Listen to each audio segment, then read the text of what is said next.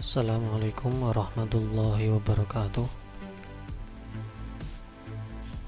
Baiklah, kali ini bertemu lagi anak-anakku pada mapal Quran hadis. Pada kali ini kita akan mempelajari tentang Al-Quran adalah wahyu Allah, di mana nanti terdapat beberapa pengertian Al-Quran dan wahyu menurut para ulama. Baik anak-anakku yang saya banggakan, sebelum kita mulai pembelajaran,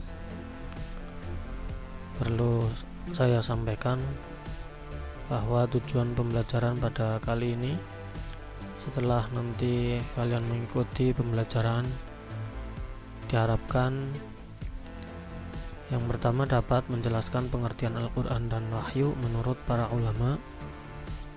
Kemudian anak-anak dapat mempresentasikan di depan kelas nanti, yaitu hasil diskusi tentang pengertian Al-Quran dan wahyu menurut para ulama. Kemudian mampu menyebutkan contoh sikap percaya bahwa Al-Quran adalah wahyu Allah. Baik, langsung saja kita mulai kegiatan kita pada kesempatan kali ini, bahwa di dalam salah satu ayat Al-Quran, yaitu surat Al-Baqarah ayat 1-2, di situ terdapat kutipan ayat yang artinya Alif Lam Mim, bahwa kitab Al-Quran ini tidak ada keraguan padanya, petunjuk bagi mereka yang bertakwa. Nanti silahkan anak-anak bisa membaca ataupun bisa mengambil Al-Quran masing-masing, kemudian membaca ayat ini. Kemudian kita lanjutkan bahwa tema utama yang akan kita pelajari yaitu konsep Al-Quran dan wahyu menurut para ulama. Perlu diketahui bahwa di sini terdapat dua kalimat, yaitu Al-Quran dan wahyu. Sebetulnya apa sih perbedaannya? Sesungguhnya antara Al-Quran dan wahyu itu tidak ada perbedaan. Artinya bahwa Al-Quran itu sudah pasti wahyu, yaitu wahyu Allah. Sedangkan wahyu itu sendiri tidak hanya Al-Quran. Jadi untuk memudahkan pemahaman, Al-Quran itu pasti wahyu, sudah pasti wahyu, sedangkan wahyu Allah itu tidak hanya Al-Quran. Itu untuk memudahkan pemahaman. Kemudian kita tinjau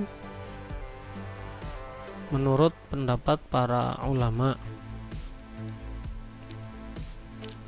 Yang pertama menurut Al-Lihyani. Menurut beliau bahwa Al-Quran itu berasal dari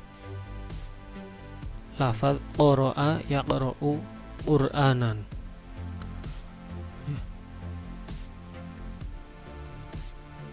yang artinya adalah bacaan. Hal ini didasarkan pada pada kutipan ayat yang berbunyi Bismillahirrahmanirrahim, Inna alaina jam'ahu wa qur'anah fa idza qara'nahu fattabi' qur'anah. Nanti bisa kalian cari di modul, sudah ada ya. Kemudian nanti juga bisa di sesi diskusi, bisa kalian cari ayatnya, ini surat apa, ayat berapa. Nanti ada kata kuncinya ya. ini nanti sebagai bahan diskusi juga. Jadi bahwa menurut Al-Lihyani ini Al-Quran berarti bacaan. Nah, ini saya jelaskan garis-garis besarnya saja, nanti untuk lebih detailnya di sesi diskusi bersama kelompok masing-masing kalian diskusikan, dan nanti hasilnya dipresentasikan di depan.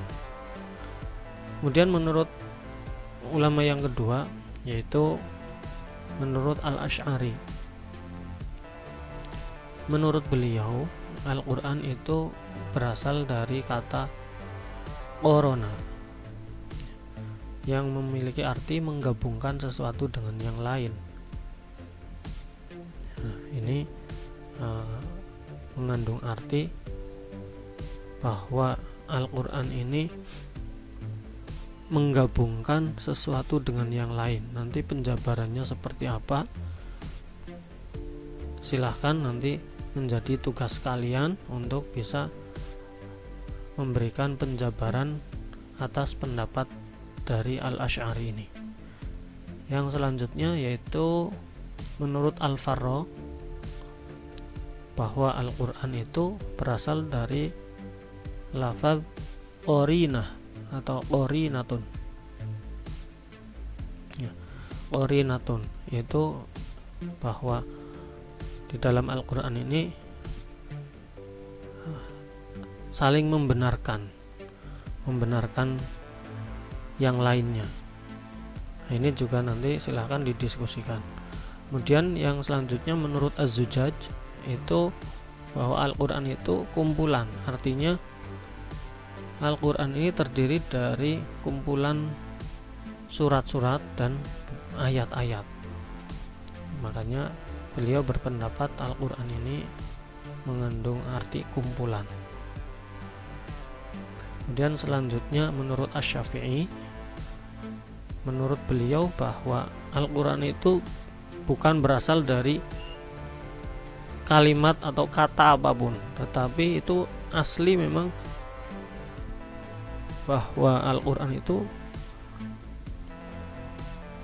sudah dari sananya itu menjadi sebuah nama. Jadi bukan berasal dari lafaz atau kalimat apapun. Nah, ini nanti silakan juga bisa anak-anak diskusikan bersama kelompoknya masing-masing. Kemudian nanti saya tunggu hasilnya. Kemudian di samping pendapat-pendapat ulama tadi, nanti juga silahkan mendiskusikan beberapa nama-nama Al-Quran. Ada nama Al-Quran itu sendiri, kemudian Al-Kitab, Al-Furqan, kemudian Al-Dzikr, dan At-Tanzil. Nah, nanti tugas kalian mendiskusikan nama-nama Al-Quran ini, kalian mencari lafaz atau ayat-ayat di dalam Al-Quran yang mengandung nama-nama Al-Quran tersebut. Nah, nanti di dalam diskusi nanti kalau ada kesulitan silahkan bisa bertanya, ataupun nanti kami bisa mengarahkan. Jadi itu tugasnya. Nanti silahkan, tadi hanya garis-garis besarnya saja. Nah, untuk lebih detailnya ini menjadi tugas kalian untuk mendiskusikan bersama kelompoknya. Nah, mungkin itu saja. Terima kasih. Saya akhiri. Wassalamualaikum warahmatullahi wabarakatuh.